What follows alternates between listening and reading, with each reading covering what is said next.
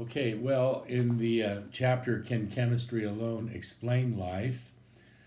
Uh, in the first little section on conflict, the answer that's offered essentially is yes. Uh, DNA molecule in the nucleus of eukaryotic cells determines the shape and characteristics of the resultant organism. DNA, you must remind yourself, is just a chain of atoms. And atoms themselves are composed of subatomic particles. And the idea with the conflict model from the natural sciences point of view is that everything, including life and consciousness, can ultimately be explained in terms of the interactions of atoms. Now, at the top of 80, how it talks about the science of Galileo, Descartes, and Newton began the process of transforming the whole universe into physical particles and mechanisms. This is really, the natural sciences of Western culture. Science didn't get off the ground, writes Hout, until early modern thinkers began, like these above named people, to expel occult forces and supernatural agency from their ideas about the natural world. It wouldn't be impossible for these people to believe in supernatural agency. In fact, I think they all did, Galileo, Descartes, and Newton. But they were champions, even if they didn't call it this, but what has eventually been is known as methodological naturalism.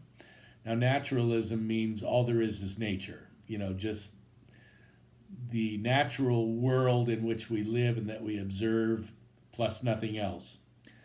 That would be naturalism. Science, the sciences, at least as conceived up to the present, practice methodological naturalism, which simply means their method of discovery, of observation, comparison, experiment, assumes a kind of naturalism, because otherwise you're tempted to call on all kinds of other factors to explain your results.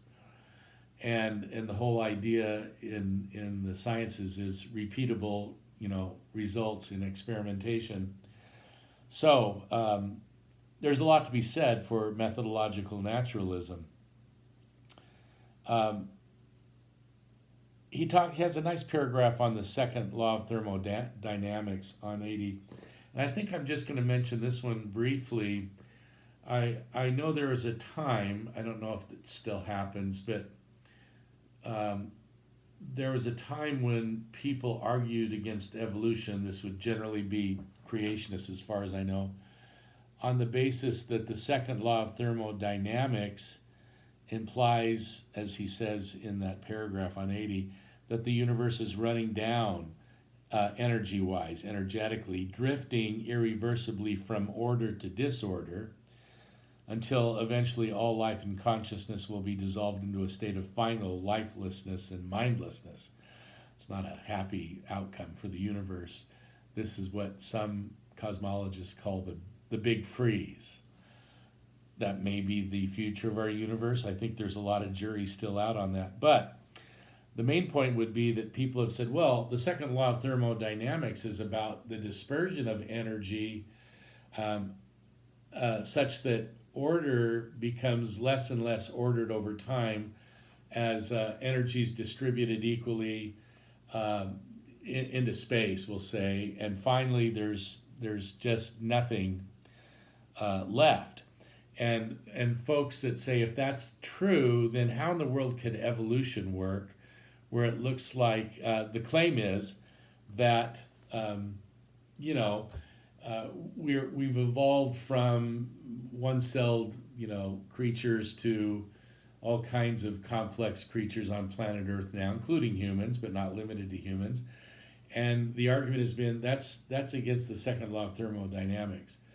As Hout points out, and maybe you already know this, it really isn't. It doesn't break the law of thermodynamics or the second law, because we have an energy source that's inputting energy into our system here, such that that move toward disillusion and disorder is, in a sense, accounted for, or is pushed back by the sun.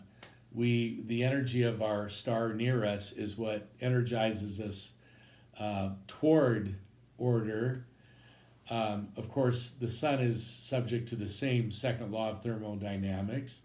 It will, we believe, eventually, burn out and die. And of course, that will, unless we've come up with all kinds of creative alternatives in the meantime, that is, our ancestors, we would die too. That wouldn't be the end of the universe. It might be the end of our world, but if I'm correct, we're not the only project going. And so there's a lot of possibilities out there. But that's not even the main point, I suppose. What I think is really important at the end of that section on conflict, is on 81, when the contrast voice says, recently, we must admit, science has become impressed with the marvelous self-organizing features of matter. This is true. Matter, we now realize, can spontaneously organize itself into enormously complex emergent structures over time. By emergent, we mean, kind of like against the second law of thermodynamics, that starting with, subatomic particles at the basis, we could, not that we did it, but could emerge out of that cells, brains, societies. Theology claims that something extraneous to matter, some mystical force or vitalistic impulse, vitalism just has to do with like a force of life, is required to lift matter toward new instances of organized complexity. Again, I'm on page 81. But now we see that physical reality has a completely natural tendency to self-organize. Some of us are open to the idea that with the appearance of life and evolution, an ingredient known as information entered the universe. But information is a purely natural ingredient of life, according again to the conflict model. No supernatural impetus or intervention is required to impel lifeless matter toward creative new arrangements. Matter's own marvelous spontaneity and creativity, along with the idea of information, makes any appeal to the eye of God more superfluous than ever.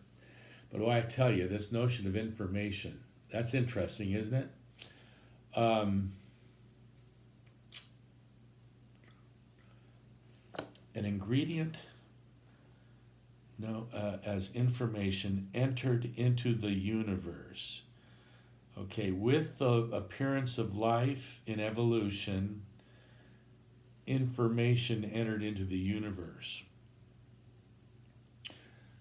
The notion of information just begs some kind of mind or knower or source of that information.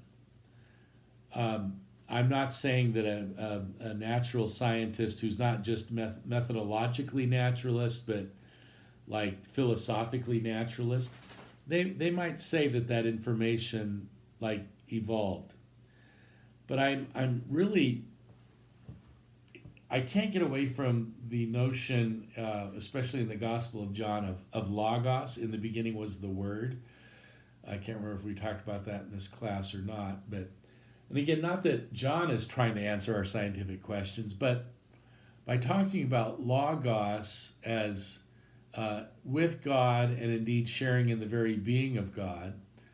And we've talked about wisdom already, and really wisdom and logos or word become relatively interchangeable in Jewish tradition and then also in early Christianity. But that notion of wisdom or word, logos, which also means like reason or structure, order, meaning, when scientists talk about information that is carried, by cells and DNA and so on, and okay, maybe this information phenomenon evolved, but it seems equally arguable that this information is indicative of some mind.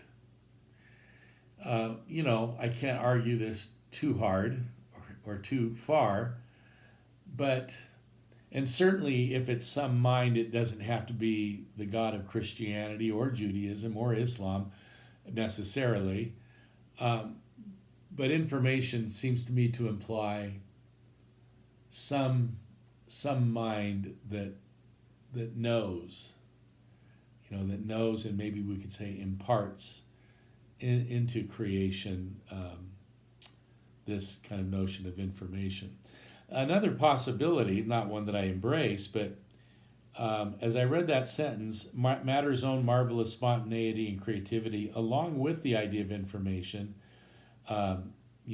we could say those ideas may make an appeal to God more superfluous than ever, according to that argument, or they may push somebody to wonder if the universe itself is God, or that God is the universe. Now, that's not Christian teaching. It's called pantheism. Maybe you knew that. Some of you undoubtedly did. Pantheism basically teaches that there's only one reality, and that is God. And so everything that we observe either around us, within us, or in the vast reaches of space is also God.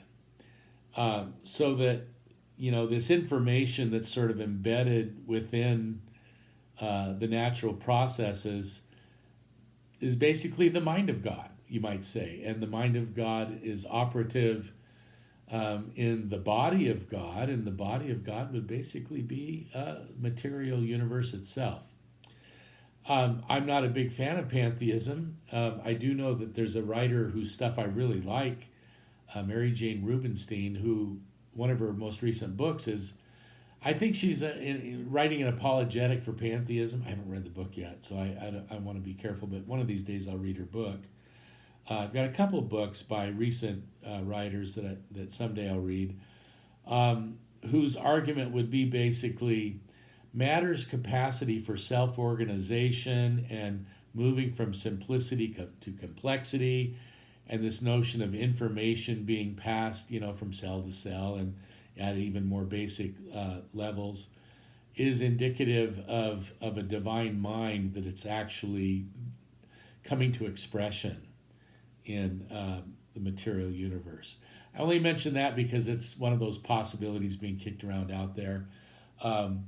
Pantheism has had very little, it has no status within Christian theology as an acceptable teaching.